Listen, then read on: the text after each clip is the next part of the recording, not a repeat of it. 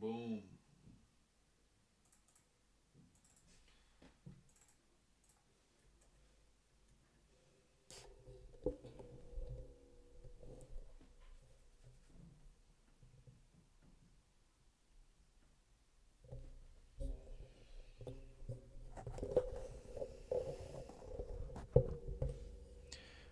Alrighty, boys. We should now be live and direct.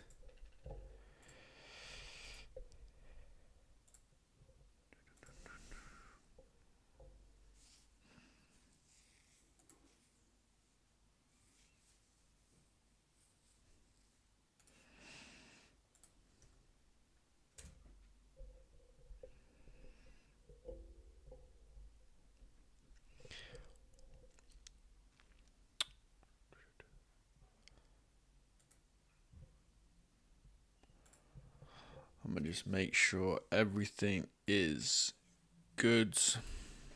Let me double check. Absolute dumperoo this morning. What's up, Jed?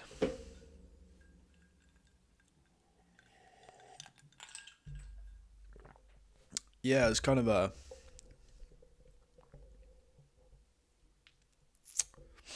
an interesting one. I think that Monday low was pretty much a given at this point. So it's still like, I mean, obviously this is just classic August price action. This range bound move. So we can essentially just play these extreme bounces.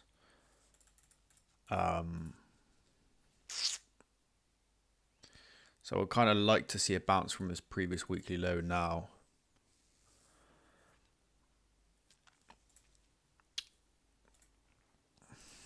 However, will we see that? I would like to see it.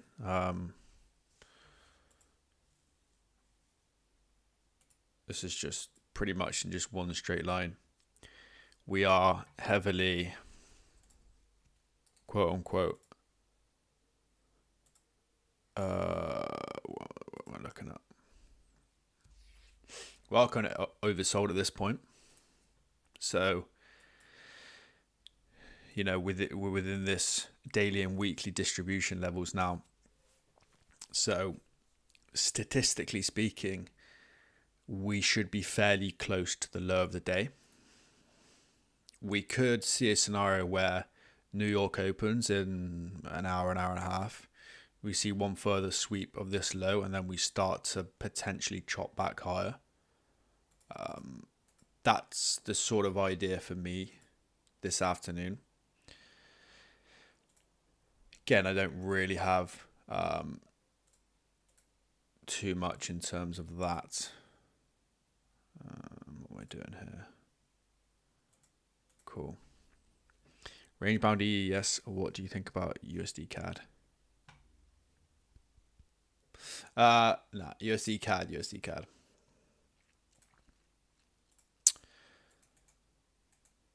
So,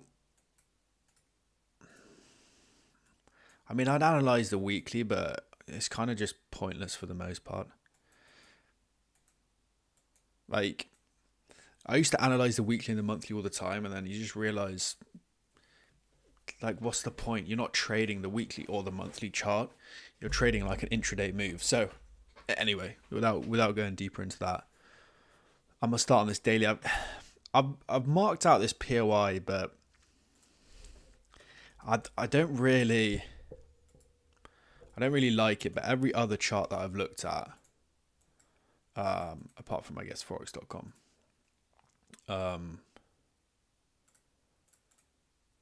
it's kind of got this supply zone, right?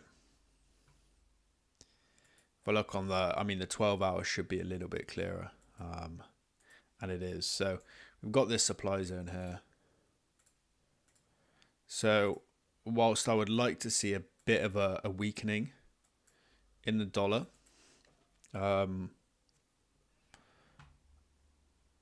we can still kind of rebalance this whole Friday candle. What was this on Friday? Jackson Hole? It's Jackson Hole, right? Yeah, so we can still technically rebalance this whole candle, depending on if you draw it wick to wick or body to body. If you draw it close to close, open to close, sorry, then we have actually technically rebalanced it. And we're respecting this daily displacement, which is rather small, which is good.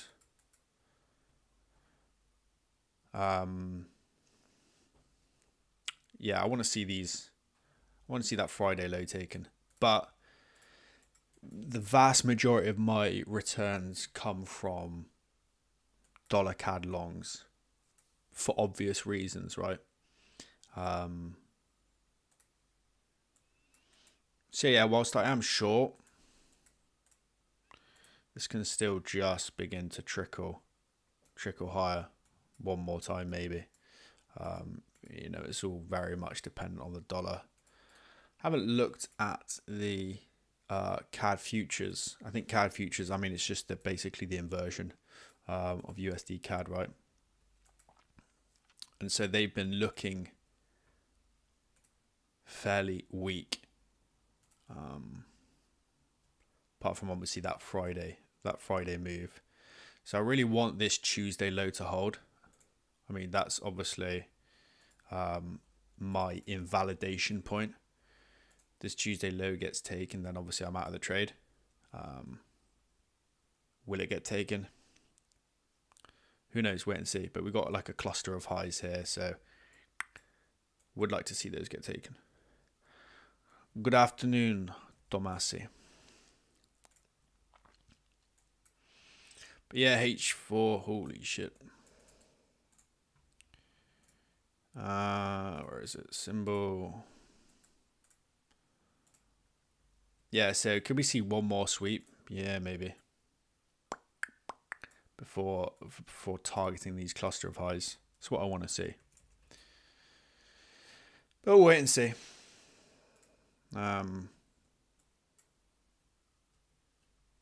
Is what it is, part of the plan, so I'm not gonna get too caught up in analyzing every candlestick or price movement. Part of the plan is what it is. GG's go next type shit. Yeah, some nice shorts in early London today, if you fancied that. Saw this breakdown at Asia range. Bearish momentum quite clear and obvious. Then you had this very choppy, very corrective move back up to, I think there was some inversion, yeah. So this 15-minute inversion, very clean, very nice. There's probably a 1 hour as well, yeah, but it didn't actually get tagged. So that's good, very, very good.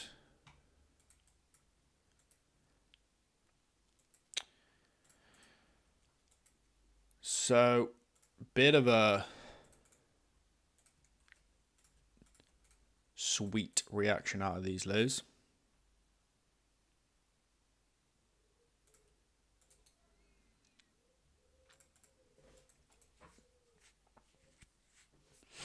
How's everyone doing anyway?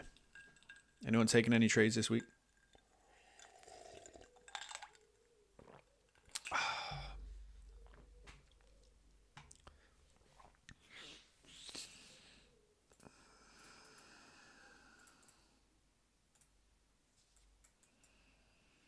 Good reaction so far. I'd kind of prefer if this was a little bit more impulsive. The only array that is really leaving is this one. Which is fine, I guess.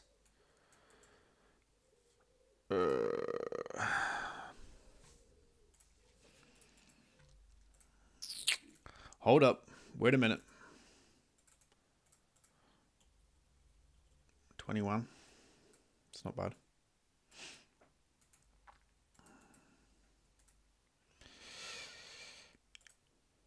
Dude, I keep forgetting. We get 1W yesterday in Asia low sweet play. Yeah, it was a clean play. Very clean and obvious.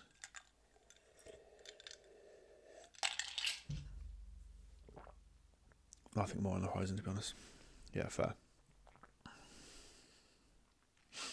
I assume you took that on the 5 minute, right?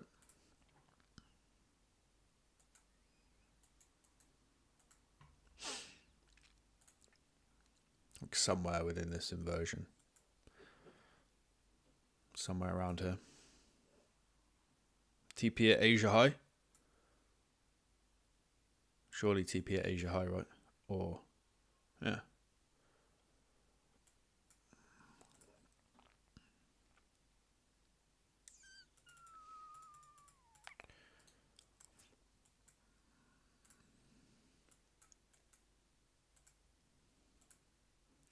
Yeah, really clean one. I think we had G was a little bit G was a little bit cleaner in terms of higher time frame price action because we had this nice inversion as well and this sweep of this low down here.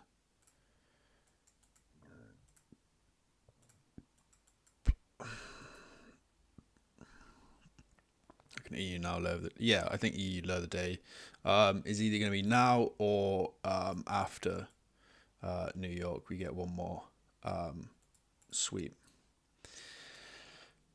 We'll see how this forms out. Again, it's Wednesday, no news. Could just chop around until mañana when we've got GDP and what is it tomorrow? GDP initial jobless as well.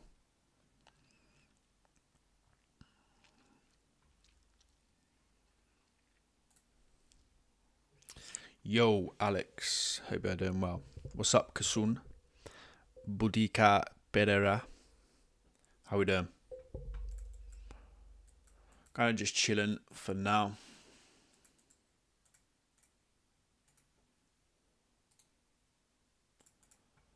Some days I don't want to sail away. To clean my charts up. Don't like too much noise. This is kind of a weird, kind of just a random spike. Whoops, that's not what I wanted.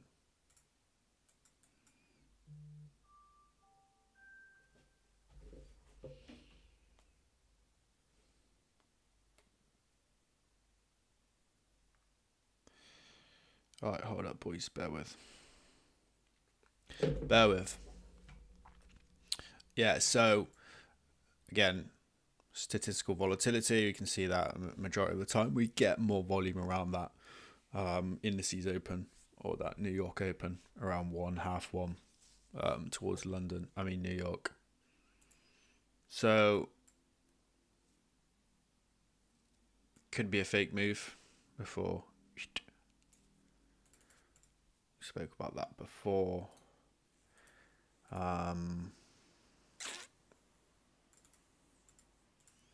Yeah, stat maps within the distribution. Typically, if I find that, you know, we've distributed quite far and there's a trade within this region, then it's almost always going to continue and end up being an L.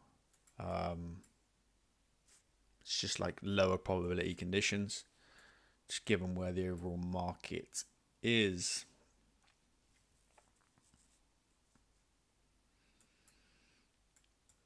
And where the market trades into it kind of exhausts itself, and then there's much lower participation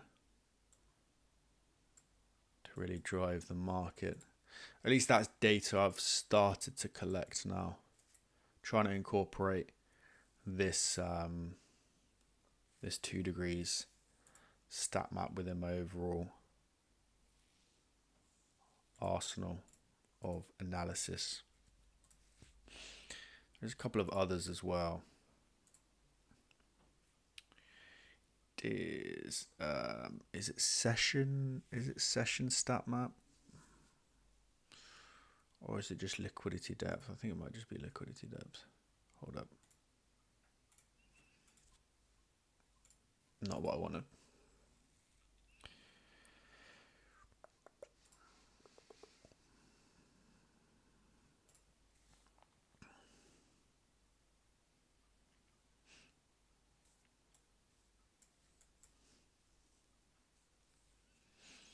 Just the general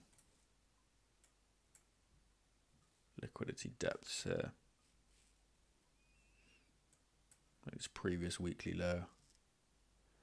This is wrong as well.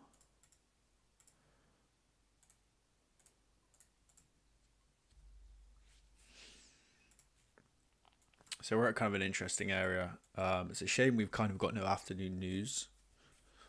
Some New York news that could sort of push this in the direction I want to see it go. Maybe Trump comes out with something. I know he's been talking on India and giving them some 50% tariffs. Whether that's whether he talks today or not, still yet to be seen. So we'll kind of wait and see on that one. Don't really have too much on NQ. Obviously got this Asia high up here.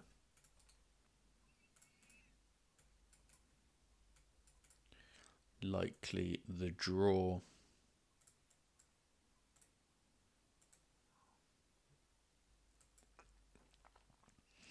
Yeah, I mean, really, if we're going to see a trade here, we want to see some form of sustained momentum. But right now, clearly, it is very weak.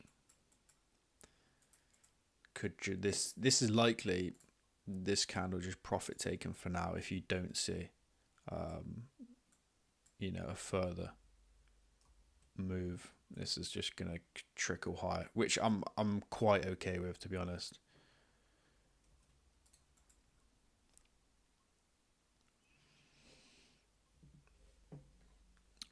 What's up, Moha? How you doing?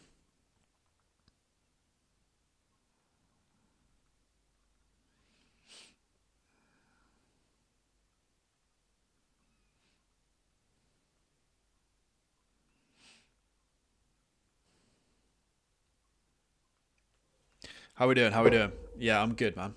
Can't complain. Chilling. Nice revamp for Alchemy. Yes, sir. Yeah, we've made it a lot more higher quality, because the type of individuals that you get with a monthly sub is just not kind of what I'm trying to build. I'd much rather build like an actual professional, people that actually give a shit kind of vibe. So we're trying to build that.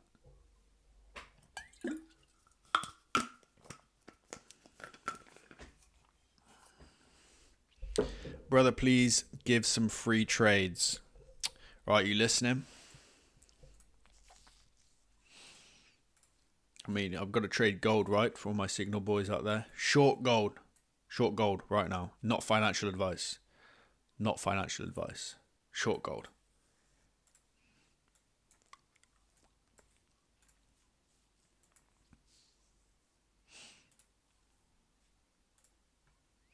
There you go. It's your free trade of the day. Everyone gets one.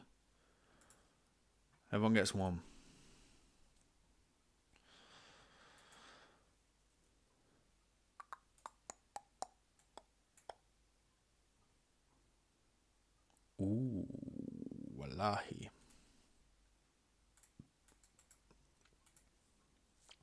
You're welcome, bro. Hey, you're welcome, boys. It's my pleasure.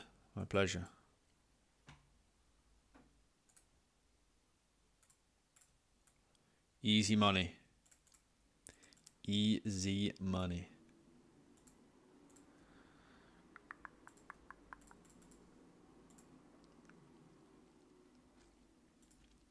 When the going gets tough. See, this is what I love. Love to see this, right?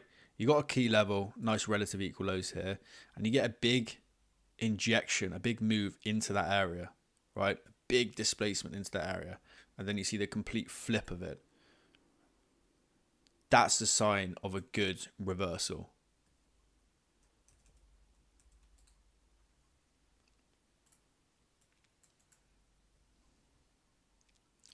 That is the sign of an ideal reversal.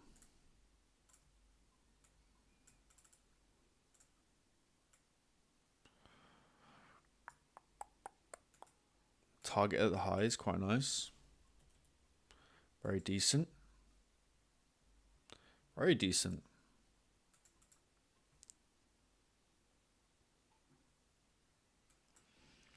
Yeah, so the dollar is clearly just retracing this whole Jackson Hole move. I wonder if we just completely rebalance this whole Friday candle. I wonder if that's what we're going to see here. Honestly, would not be surprised.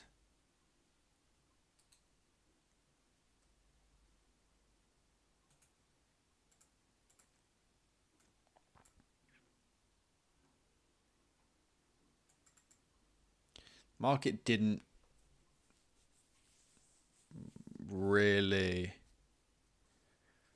I mean, rate cuts were already pretty much priced in anyway. So it's more of just like a snap reactionary move. And then it's kind of like business as usual to long in the dollar for now.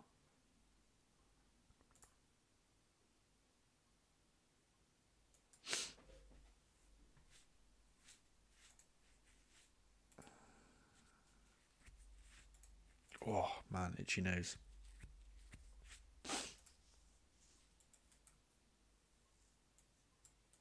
Dude, I hate these Aussie and New Zealand pairs because they always form clean setups over Asia. Getting big move into that key level.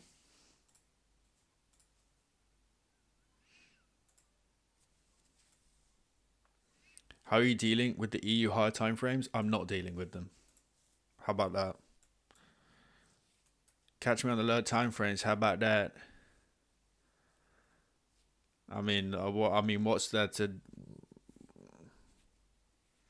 Like, what is there to deal with on the higher time frame? Nothing. So I'm not dealing with it.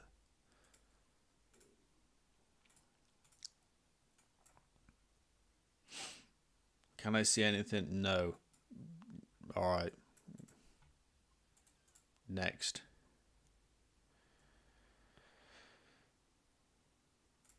GG, go next.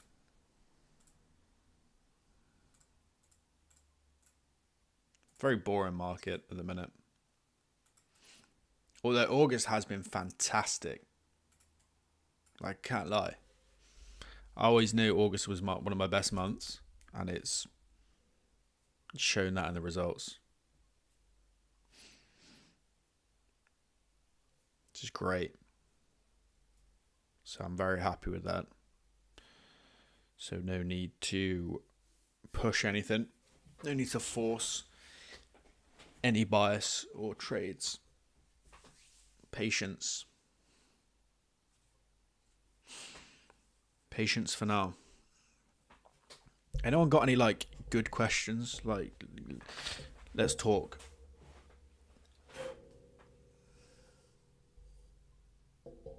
Man, this mic is dusty.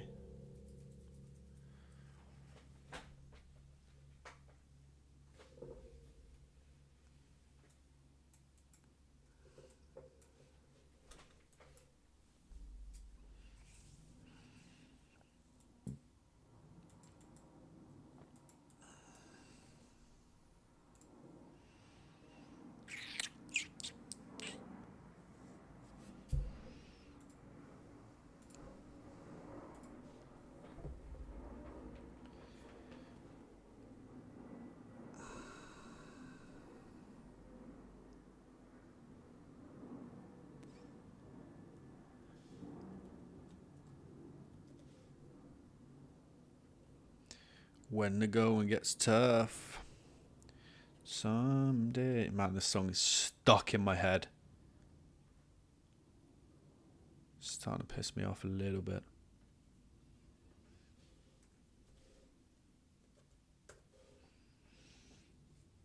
What am I at now, in fairness?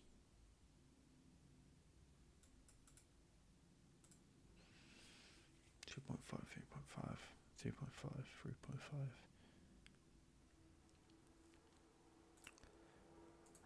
3.5. That's fine. We can do that. We can do that.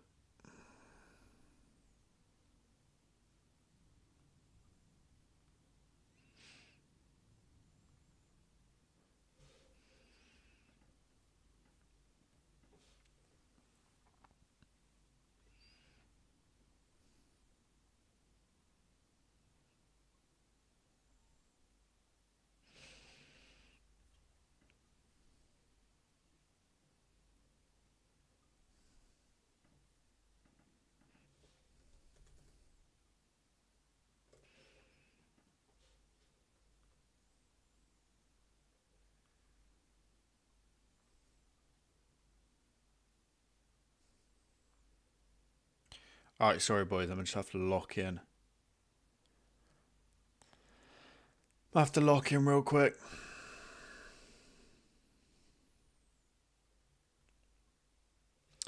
Still holding my dollar CAD short, which is kind of in the pain of my life right now.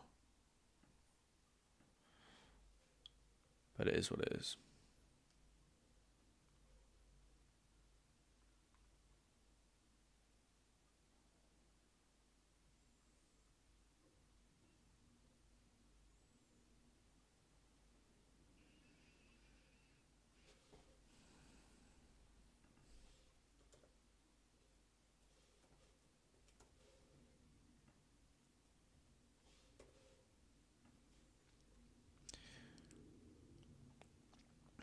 What's on everyone's mind? What's everyone struggling with at the minute?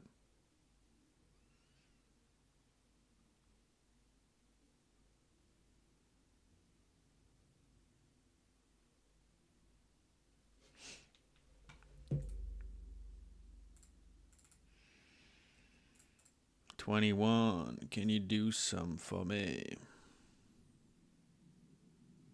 I have to turn my screen off real quick. Are you with ACG now? Yes. Alpha Capital Group. Yeah.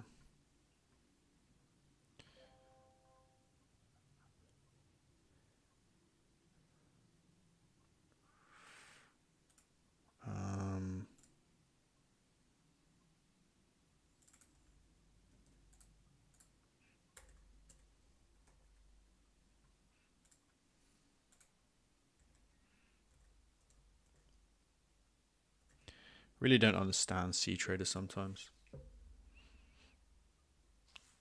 just don't get it.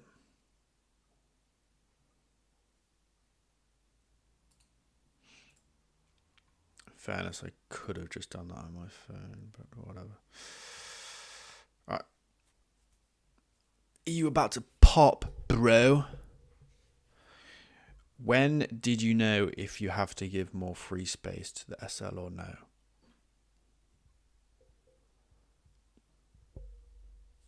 Your stop loss goes where the trade is no longer valid. You give it more free space if you have a really tight stop loss, then I would never really do that. I would give it space because you gotta consider spreads.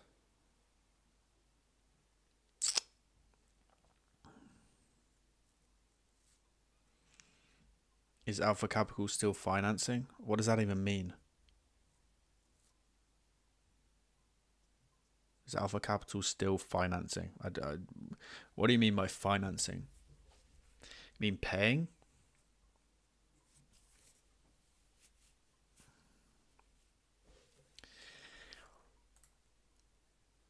H1 candle is decent. I would like to see this close. kind of around here. This can pop high, then great. Because I want to see this sweep hold, like this swing failure close. Same thing on the 4 hour. This 4 hour's got about an hour and a half. So if this can, you know, stay around these areas or turn slightly bullish or just even as a low test, that's great. Because then once you get that next 4 hour candle, I'm sort of anticipating an open, low, high, close type situation, or open, high, low, high type thing. So we'll kind of keep monitoring this hourly candle. Obviously now we've swept previous weekly low as well, so significant key levels being reached on EU.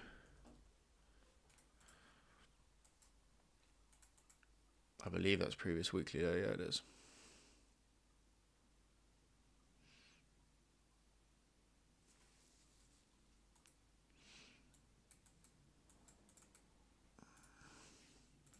What if I draw in an relative strength index? Fuckers. It's got to kill my vibe.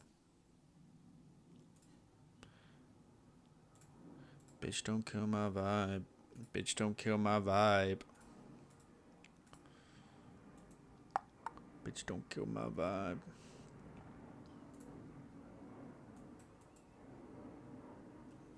What did I draw this as? Why did I draw this? Why did I draw this? 10th of November. Why did I draw this? There's got to be a reason. Does anyone remember why I drew that date in?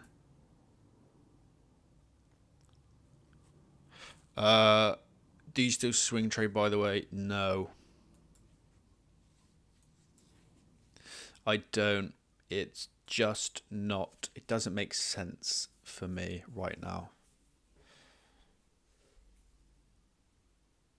And because the issue that I had with the swing trading is because your frequency is much lower, your trade frequency, that is,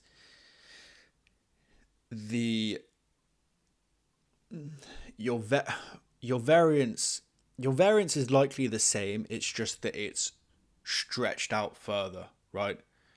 And so drawdown periods are much longer, losing periods are much longer, time without any positions is much longer, and so that can often come out in losing years, you know, which happened. Which is, I mean, swing trading is great for when you have a full-time job, right? It's fantastic if you can just look at the charts once every 4 hours, and then you got plenty of time to set a trade. But if you're not, then, you know, it doesn't really make sense to do the swing trading. So I switched my approach. Previous stream, it's like 110 days from the tops or something like that. Yeah, that's it, isn't it? From the top or from the bottom? Or from this low here?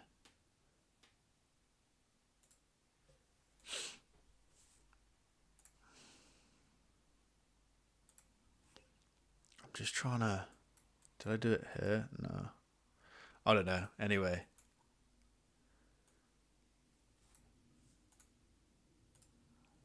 I know it's something. Yeah, something that happens into... Yeah, it was something. It was something like that, wasn't it? From the bottom till...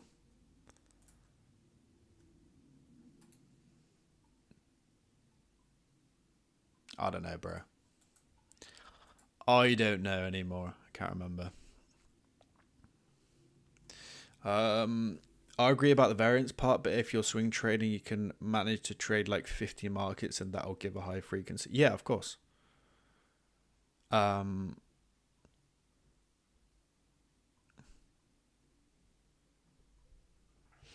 that's the thing with swing trading, right? If you're swing trading, you have to trade more than one market. But again, that doesn't necessarily work for everyone. If you have a very systemized approach, then it's good. But I traded pretty much all currency pairs when I was swing trading, or 20. 18 or 24, I think I traded. Yo, what's up, Raf? But even then, my frequency was still... Let me see if I can pull up the... See if I can pull up my Google Sheets document real quick. Got it somewhere. Alright. I've not looked at this sheet in a long time. So... Here we go. So my average trades per month was about 3.8.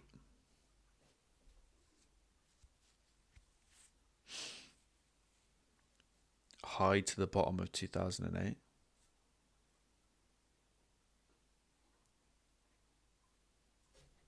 High to the bottom of 2008. I don't know why we're still fucking doing this, but...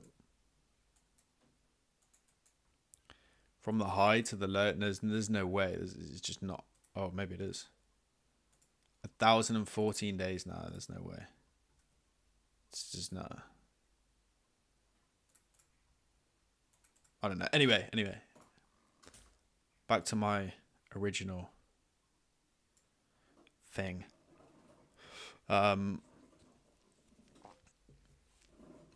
Yeah, so at this point, this was a slightly refined approach, and thus I wasn't trading. I was trading every pair. How many even is this? So I was trading 24 currency pairs from the cross of the EMA. Yes, top man. From the cross of the 50 and the 200. From this cross to here.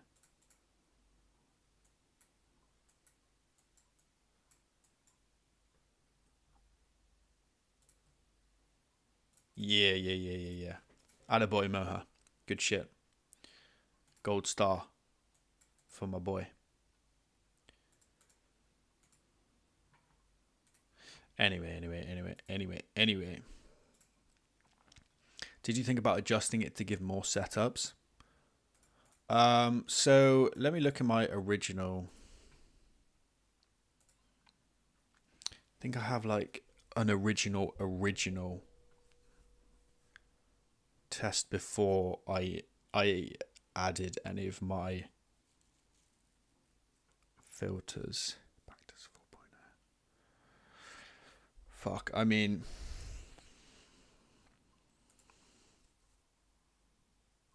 is that even right? I have so many pairs. I mean, that's not so many pairs. So many Google Sheets. New 4 hour.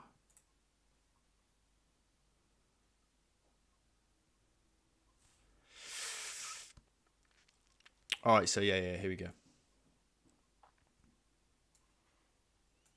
Here we go. So this was my original sheet. This again, this was a much less refined process, which I think is good for a back test. This one averaged about 7 trades per month, which is much better. I'm so late to the party you props talked about. What's your take on EU just now, sir? Looking for more upside in the coming days. Yeah, I'm looking for a bit of a relief in EU right now. Did you think about adjusting it? I've read that. I did that until I got an amount of setups per week, month that I'm comfortable with.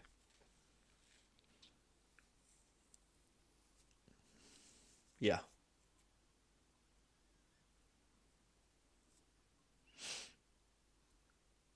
I think at a point, it just, what's the frequency of the alchemy strategy? So nowadays I take about,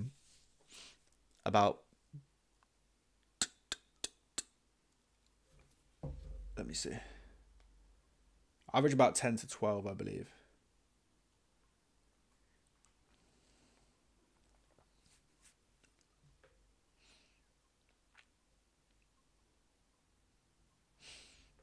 Yeah, so right now I'm averaging about 10 to 12 trades a month. You're at 10 per week? But yeah, even 7 I wouldn't bother with either. You're at 10 a week on a swing? Is that a swing? What time frame are you trading?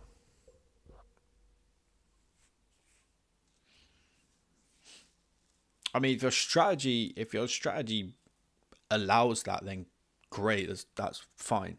And if you can manage that, then great, that's fine. Yeah, but it's coming from being like 30 per week at some point. Damn.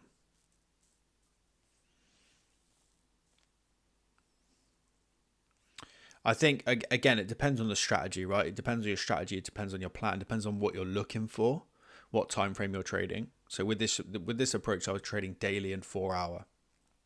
So that's why the frequency is much lower, because I was trading daily supply and demand zones, and that can take a while, especially when the market's range bound.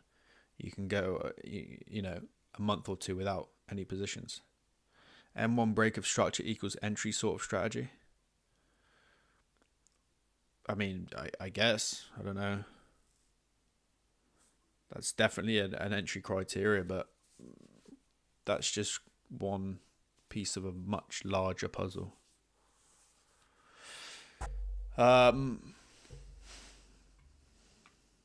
yeah, I you could argue that I over refined these, that I applied too many filters, but I only really had a handful of filters, if that. I think at the time it was only 2 or 3. And again, because your frequency is much lower, you have a much higher variance or standard deviation year to year. So you can see here where, there's a couple of negative years, and there's a couple of years where, returns are like 73%. That was in 2021. That was a beautiful year. And you can see the trade frequency as well. We can range from 20 trades a year up all the way up to 145 trades a year. So, it's not always ideal, but again, that's just how strategies form, especially, if it is just mechanical, and this was obviously just purely mechanical, which again is fine, is good. But this isn't necessarily going to be what you achieve in a live market.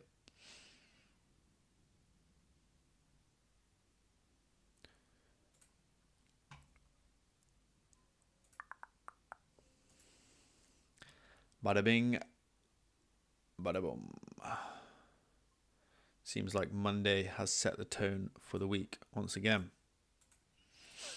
Bearish Monday, bearish week.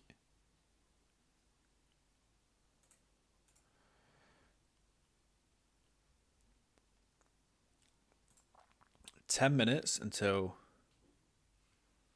New York sesh.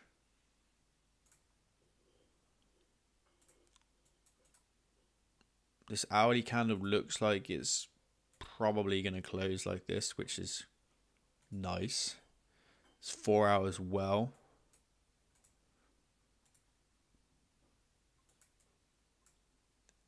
Could potentially hold. We'll just have to see what New York brings.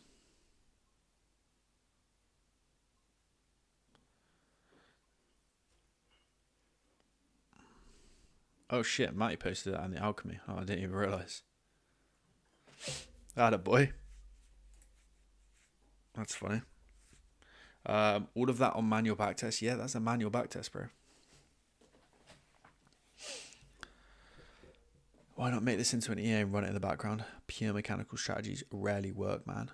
Says who?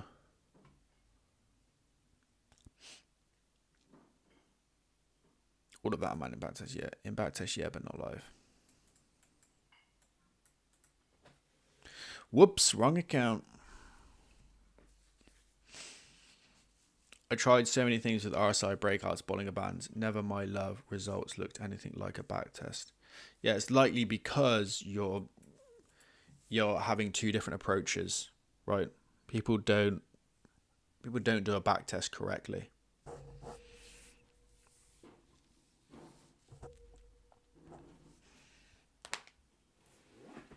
People will look at a trade in a backtest, see it's a loss, and they'll say, oh, well, in a live market, I wouldn't take that because of X, Y, Z. And then you just ruin the whole effectiveness or like trustworthiness of that backtest because you're applying discretion in a backtest, which you should not be doing at all. It was an MT4 backtest, bro. What does that mean?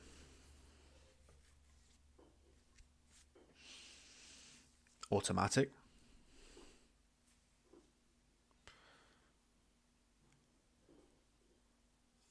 Okay, so you can find a profitable strategy.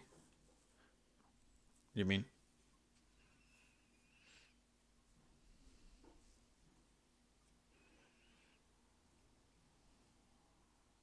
What is the process of creating a mechanical strategy?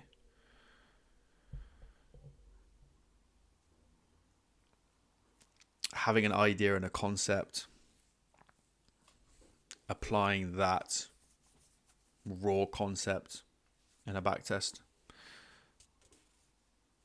and then adding additional filters if needed.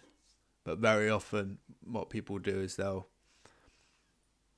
it's called overfitting, where they will apply filters based on a specific background, based on a specific backtest to make that data set look really, really good.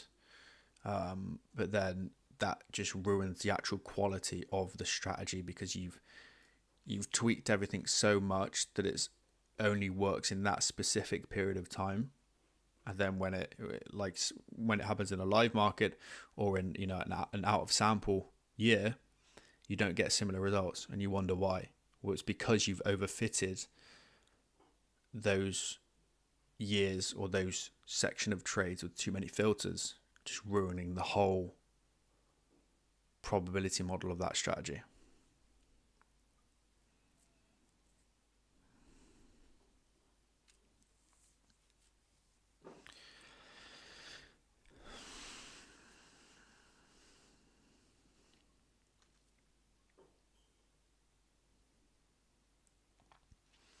Backtest was profitable, it went live, it was not working. What do you mean by it was not working?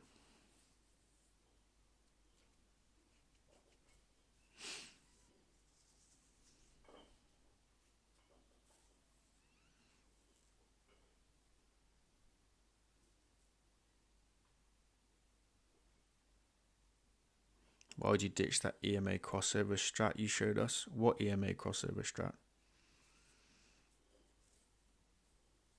Why would you not throw 10k live account and just let it run? I'm not sure what EMA crossover strat you're on about.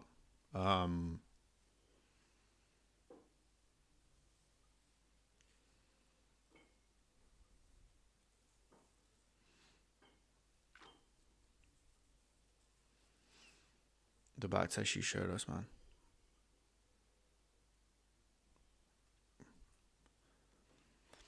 Because not all mechanical strategies you are able to put into a bot just because of the complexity of the actual technicals of it. Alright. Fucking...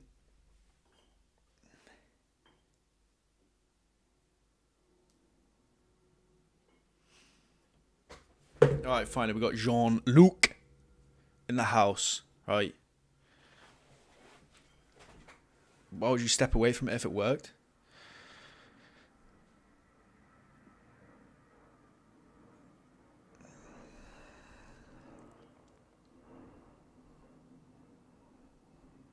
Why would I step away from it if it worked? Because it didn't fit for me in my current situation.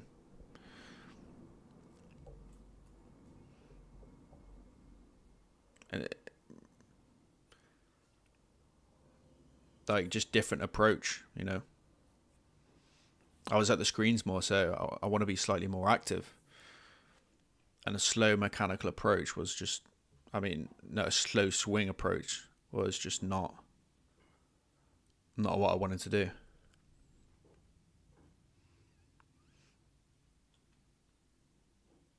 And I still trade very much a mechanical approach now.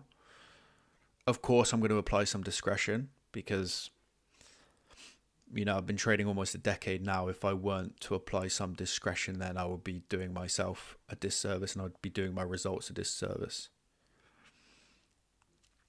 So obviously my trading is not purely mechanical.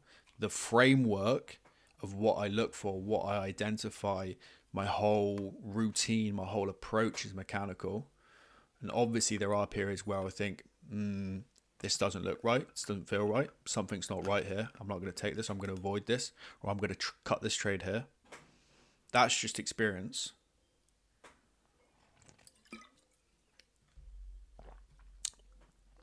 Discretion is where the edge is at. No, I don't think so.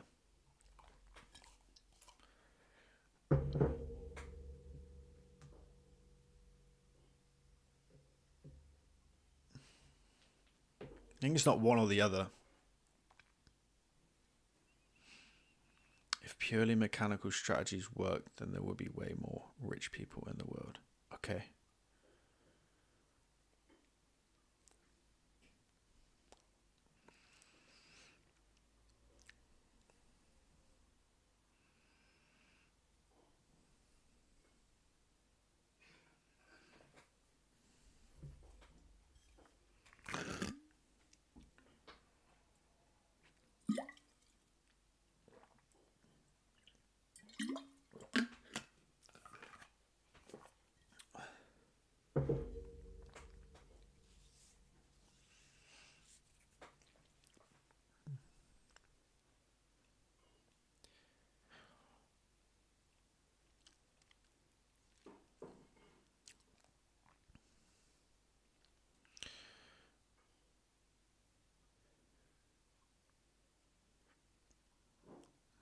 Think about it, there are very talented coders out there. They can make an EA that does some incredible things, but they don't work live. There is a reason for that. Yeah, because very often the more complicated things often perform worse because there are so many variables. They're more susceptible to changes in the market and to cycles, and so they don't work in certain cycles, say like a presidential cycle or a recessionary cycle or inflationary cycle. And so whilst they might not work in that period, I mean, if you look at long enough horizon, they could. But again, it's a case by case basis. You can't just paint everything with the same brush, right?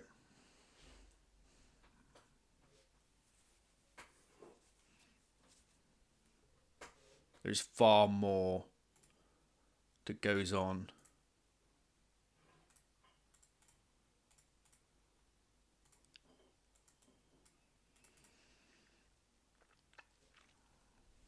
I appreciate you, man. I appreciate you. Keep them coming. I like it. I mean, you know, I don't claim to know it all, so I'm quite happy to be educated, and I'm obviously just going to share my belief systems and kind of what I've seen and experienced, and obviously you're going to do the same. which is great. You know, I think we can all learn from conversation, right? But I think that's the beautiful thing about trading is the fact that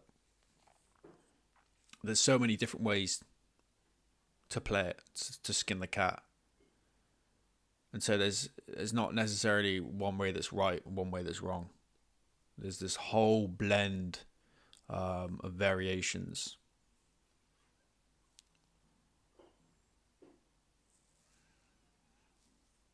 But yeah, I do agree that, you know, the edge is in the trader, but the edge is also in the strategy as well. They're both just as important to each other. Markets move based off supply and demand. You can be profitable buying the higher low.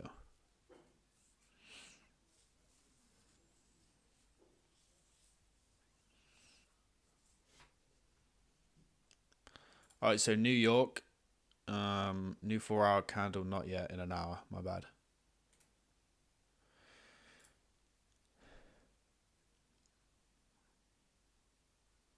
New York session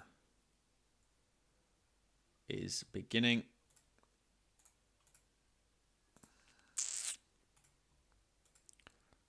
Kind of expect further sweep on dollar CAD, potentially this London high. But then again, this London high has reacted from, you know, previous PD array along with buy side liquidity region. So that could always just go. Okay, so New York I've got here on 12. Oh, New York kill zone, sorry.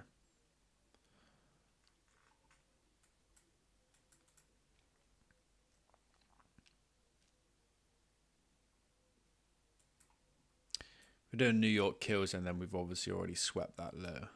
But if we're doing New York session, then it has not.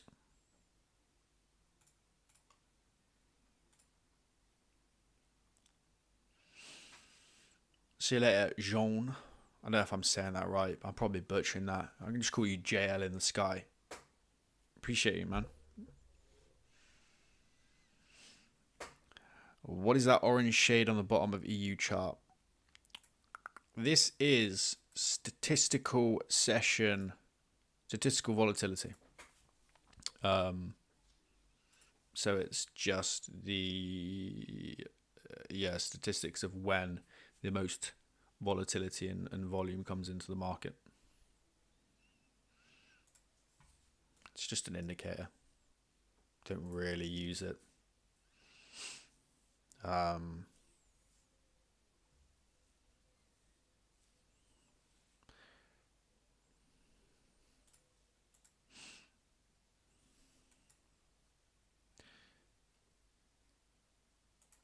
It's kind of an interesting one.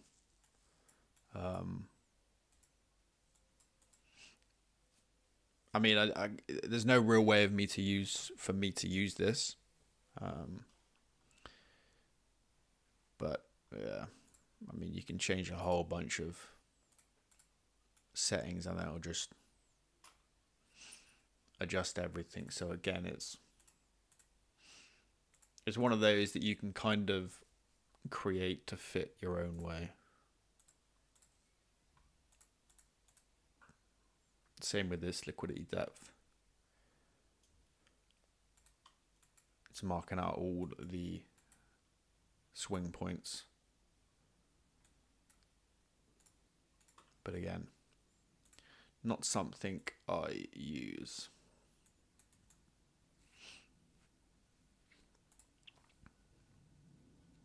Is Snapchat at all-time lows? Oh, it's not yet. Tell you what, when is Snapchat like free money? It's just like a good buy. They had horrible earnings. Earnings in 28th of October, 2 months. Could be a good buy. Low key, high key could be a good buy. Not financial advice. Obviously. All right.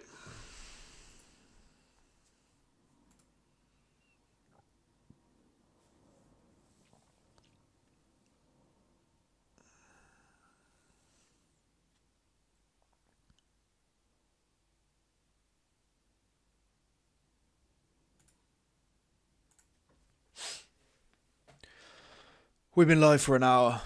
I'm kind of getting hungry now. I need to eat some lunch.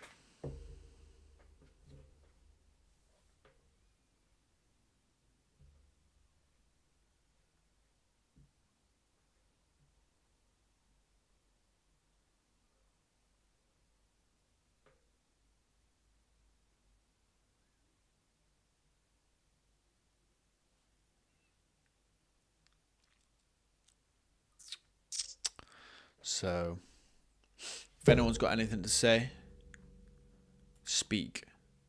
Speak now or forever hold your peace.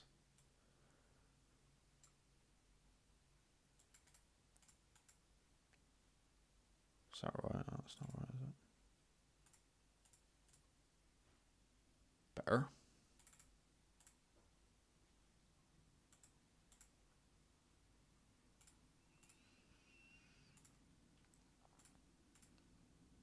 Alright.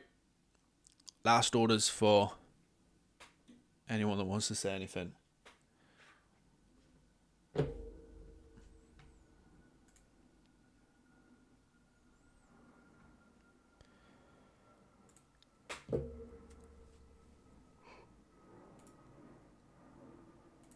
Ugh. To get some steps, need some food.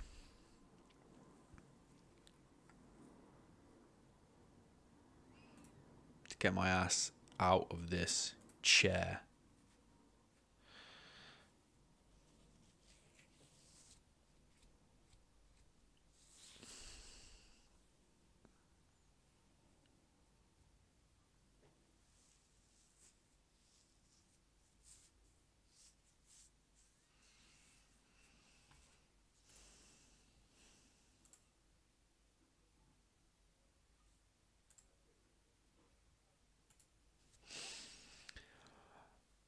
Nice meeting you all. I'm gonna go now. Hey, I appreciate you for tuning in. Raf. Stefan. Do I know Stefan? Stefan, do I know you? Should I know you? Stefan S. What is the indicator called? The big candles. This is called ICT HTF by Fardy. It's good, but it kind of gets annoying if you've got like more than one chart, because it kind of just ruins up the zoom for whatever reason. I don't get why it kind of messes this whole thing up. Don't understand, lad. I was using 0.5 and it's like an error in phase 1. Yeah, yes and no. It's not bad to use lower risk in a funding challenge. But you got to understand what that comes with. Like if you're risking low in a funded challenge, then you're going to be at it for a long time. So it depends if you're okay with that.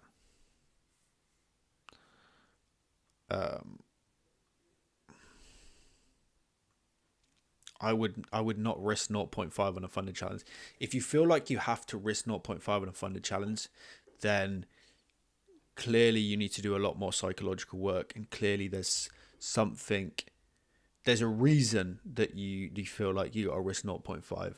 Number one, it's either lack of trust in your system, your strategy, or two, the account size you purchased that with too much money of your net worth, right?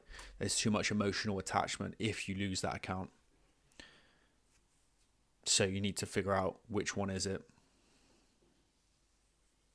It's almost always the latter.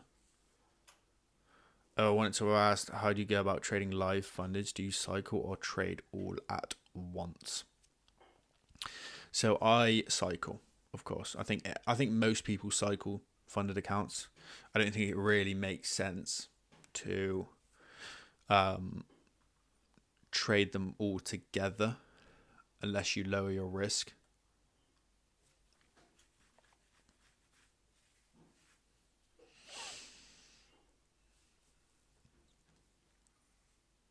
So I will add after every trade.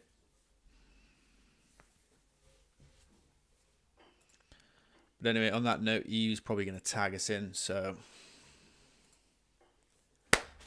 while that does its thing, I'm going to go ahead and bounce. I'll probably stream next week. I'll throw something up. Actually, no, I'm on holiday next week, so I probably won't stream next week. Maybe I could stream on Monday or Tuesday. Not Tuesday. Maybe Monday. Clearly detect that I was having fear of the strategy. Yeah, it's just a confidence issue, right? While backtest will improve confidence to a degree, you build confidence by doing it in a live market and feeling it and experiencing it. That's where you build confidence from. So yes, backtest a strategy, improve it, but you also have to experience it in a live market. So reduce risk, take every trade. That'll build your confidence up, not just within the strategy, but within yourself as well. You have to have that confidence within yourself, not just with your strategy. Confidence has to be internal for it to manifest external.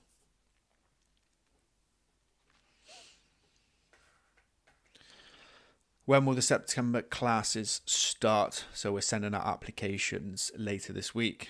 And then obviously first week of September, we'll get the show rolling, get the ball rolling.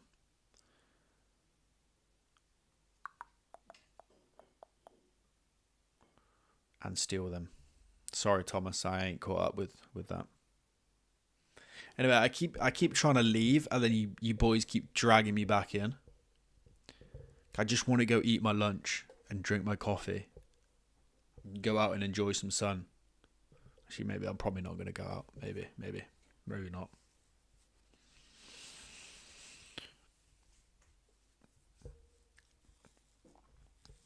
Man, like, more people were just tuning in now, so I feel bad for leaving, but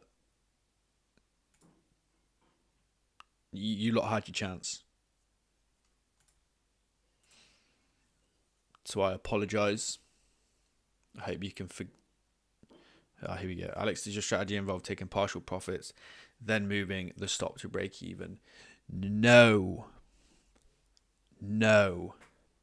Taking partials is for people that are scared and have no confidence in their strategy, no confidence in their approach.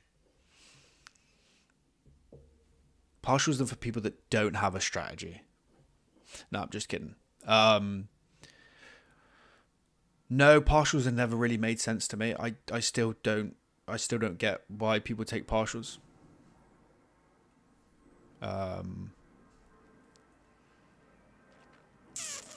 I still don't get it. Moving stops to break even. Yes, I will do this on very, very rare occasions. And it's going to be a case-by-case basis depending on markets, if there's any high-impact news, and where my trade is overall.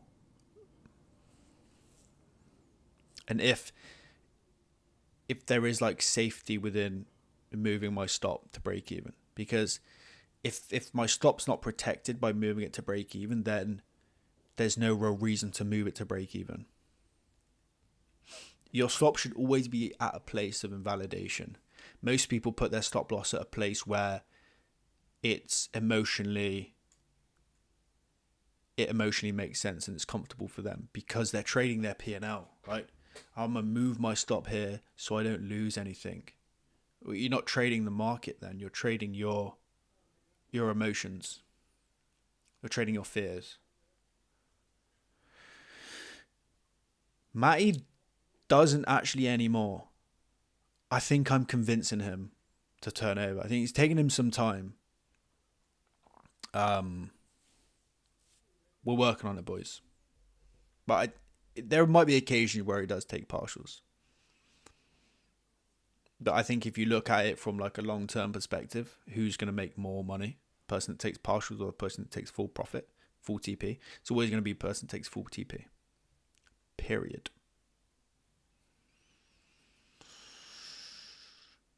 Do you trade live like how you backtest? Yes. So the base is the same. Obviously, I'm going to apply some discretion from experience.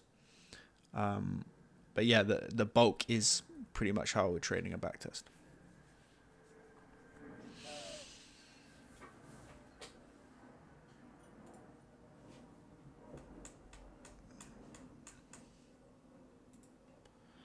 All right, boys and ladies, shout out Pam. Oh, fuck. All right, let's talk about it. But if you use break even and take partials, you can risk more per trade. What do you mean you can risk more per trade? Why can you risk more per trade?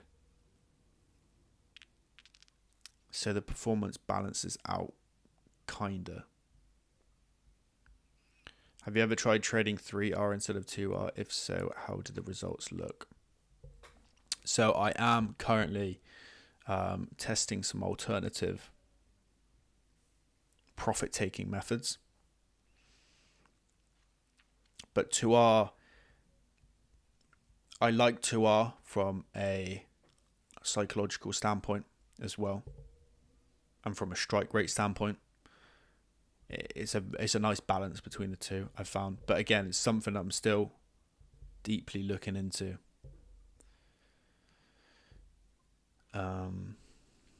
Higher win rate.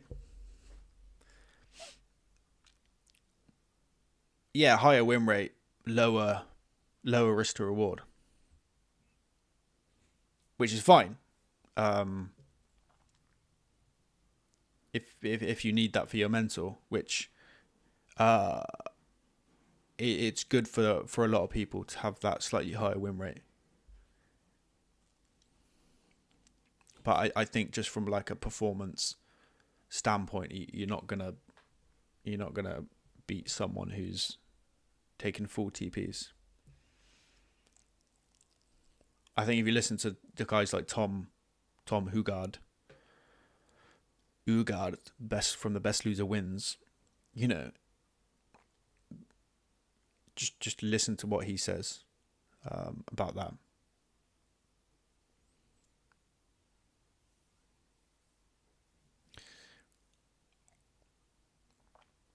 You should look to try and scale into winners as opposed to scale out. Just my opinion. Are you looking good to go? Shout out Pam with the plug. Oh my god. Oh my god. Oh my god. Oh my god. Everyone stay calm. Stay calm. Everybody stay calm. What's the procedure? Stay fucking calm. Alright. Anyway, what advice will you give someone with a 5k prop account concerning lot sizes and risk? Yeah, that's such a insanely broad question. What advice will you give someone? I made a YouTube video on it. So first, you need to understand your edge expectations. What is the expectations of your edge? What's your trade frequency? What's your average drawdown like? What's your average risk to reward? What's your win rate? What's your strike rate? All that good stuff. Then you can concern yourself with, okay, how much do I risk? What percentage of the account am I willing to risk on each trade? Am I comfortable losing this account? Is it likely that I'll lose the account? Can I afford to lose this account? Then yeah, you really just have to build it in layers.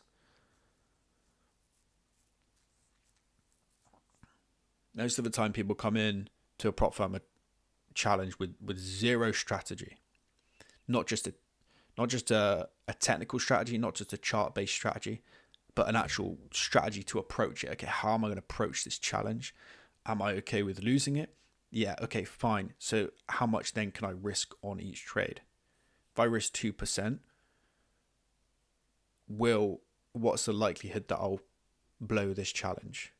okay, on average, I have a 5 trade losing streak. Okay, so it's likely that I will blow this challenge if I hit a losing streak. Or it's likely that I'll pass the challenge. So again, it's so dependent on everything. Like,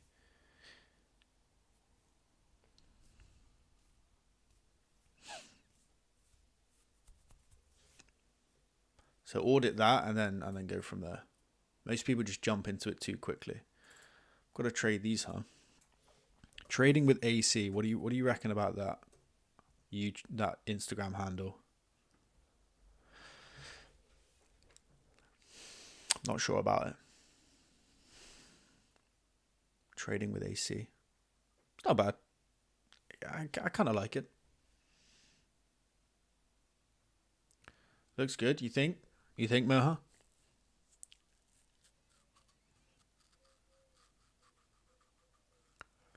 Kind of wanted AC at the start, like AC trades or something, but that was taken. It's like more aesthetic. Yeah, it's for sure more aesthetic. I wonder if I want to know if it comes up in your search. If you just search like AC or something. Yeah, it does. All right, it's not bad. All right, we'll take it. Thanks, boys.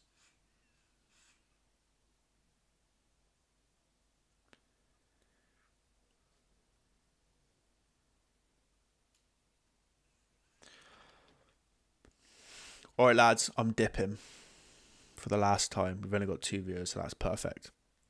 Appreciate you boys for tuning in.